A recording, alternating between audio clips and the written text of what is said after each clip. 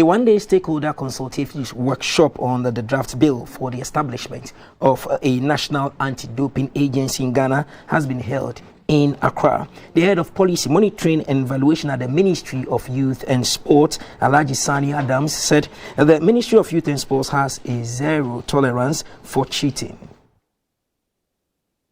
17, there has been the need for the establishment of a national anti-doping commission, which is a requirement of countries that have ratified the UNESCO Convention. Ghana is one of the 43 signatories to UNESCO's International Convention Against Doping in Sport. With the Ministry of Youth and Sports zero tolerance policy on cheating in sports, the ministry in January this year reconstituted and inaugurated a 21-member National Anti-Doping Committee, NADC.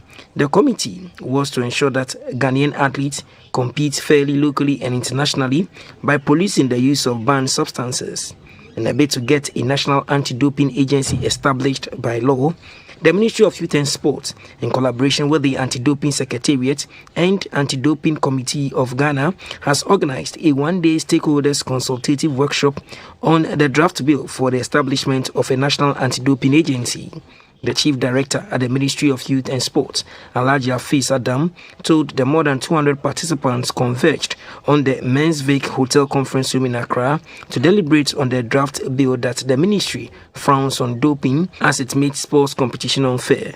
The workshop was facilitated by the Head of Policy, Monitoring and Evaluation at the Ministry of Youth and Sports, Alhaji Saani Adams, Mrs. Juliana Aduyabu, in charge of Legal, and Mr. Prince Emeko Azanu, the officer in charge of the National Anti-Doping Secretariat. The Head of Policy, Monitoring and Evaluation at the Ministry of Youth and Sports, Alhaji Saani Adams, described the engagement as important. We are very happy that everybody is interested and have contributed significantly to the entire discussion, and it's to the satisfaction of everybody. We believe strongly that His Excellency the President with our able cabinet will look at it and then pass it for us. The Deputy Director General of the National Sports Authority, Mr. Bawa Majid, was happy at the turnout. Today's one is to get the views and opinions of the industry players. This will be captured in the main document, and that will become the operating document for the Attorney General people to work on. So we need the Act of Parliament to be able to create that kind of agency.